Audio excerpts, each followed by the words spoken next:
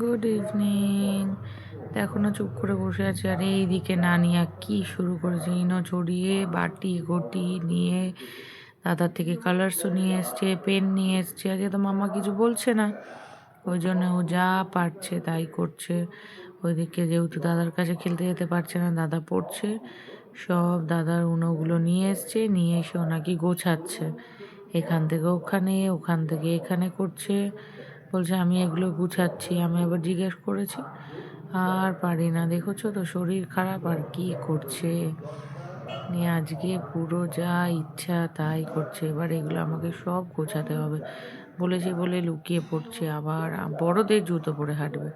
নিজের জুতোটা রেখে দিয়েছে, ওইদিকে যাচ্ছে, আবার আসবে। দেখো এক্ষুনি বড়দের জুতো পরে ও হাঁটছে।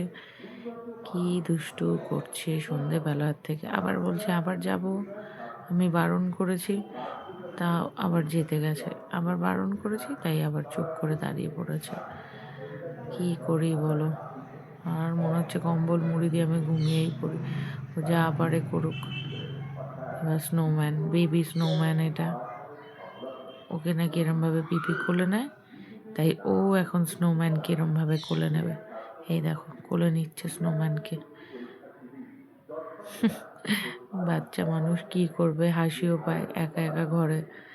এখন তার বাইরে খেলতে যেতে পারে না, বেবি তো বাইরে এইটুকুনির মধ্যে এইটুকুনি দুষ্টুমি তো করবেই।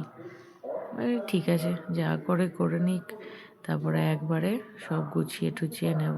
চলো, গুড নাইট।